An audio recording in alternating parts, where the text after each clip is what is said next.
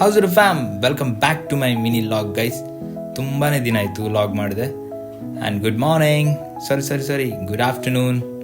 Time 1 o'clock. ತುಂಬ ಬೇಗ ಇದ್ದೆ ಅನಿಸುತ್ತೆ. ಬ್ರಷ್ ಮಾಡಿ ಮುಖ ಎಲ್ಲ ತೊಳ್ಕೊಂಡು ನನಗೆ ಸ್ವಲ್ಪ ಕೆಲಸ ಇದ್ದ ಕಾರಣ ಕೆಲಸ ಎಲ್ಲ ಮುಗಿಸಿ ನಾ ಹೊರಟೆ ಆಂಟಿ ಮನೆಗೆ. ನನ್ನ ತಂಗಿಗೆ ಎಕ್ಸಾಮ್ ಇದ್ದ ಕಾರಣ ಹೇಗಿದೆ ಪ್ರಿಪರೇಷನ್ ಅಂತ ನೋಡೋಕ್ಕೋದೆ.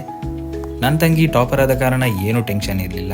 ಆದರೂ ಕೂಡ ಪಾಪ ಓದಿ ತುಂಬಾ ತಲೆನೋವು ಆಗ್ತಿತ್ತಂತೆ. ಆದರೂ ಕೂಡ ನಾನು ಎನಿಸೋದು ಅವರ ಮಾರ್ಕ್ಸಲ್ಲಿ ನಮ್ಮಂಥವ್ರು 3 ಜನ ಪಾಸ್ ಆಗ್ಬೋದು. ಹಾಗೂ ಹೀಗೂ ಫನ್ ಮಾಡಿಕೊಂಡು ತುಂಬಾ ಮಾತಾಡಿ ನಾನು ಹೊರಟೆ ಮಾಲ್ ಕಡೆಗೆ. ಆನ್ಲೈನ್ ಪಾರ್ಸೆಲ್ ಕಲೆಕ್ಟ್ ಮಾಡಲಿಕ್ಕಿತ್ತು. ನನ್ನ ಫ್ರೆಂಡ್ ಮಾಲ್ ಅಡ್ರೆಸ್ ಕೊಟ್ಟಿದ್ದ.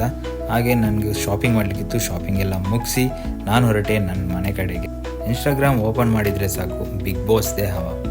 2026 ಬಿಗ್ ಬಾಸ್ ವಿನ್ನರ್ ಯಾರಂತ ಕಮೆಂಟ್ ಮಾಡಿ ತಿಳಿಸಿ.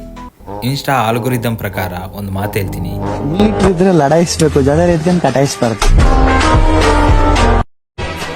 ಈ ಬೆಟ್ಟಪ್ಪನ ಮನೆ ಸಂಬಂಧ ಮಾಡಕ್ಕೂ ಯೋಗ್ಯತೆ ಇರ್ಬೇಕಲ್ಲ. ಯೋಗ್ಯತೆ ಏನ್ಲ ಇದೆ ನಿನ್ಗೆ? 200 ಎಕರೆ ಜಮೀನು, ಆಮೇಲೆ 50 ಎಕರೆ ಅಡಿಕೆ ತೋಟ, ಆಮೇಲೆ 6 ಕೋಟಿ ರೊಕ್ಕ. ಜನ ಗುಡುಗುಡುಗುವ ಗುಡುಗಿನಲು ಎದೆಗುಂದದೆ ಆರ್ಭಟಿಸಿದೆ.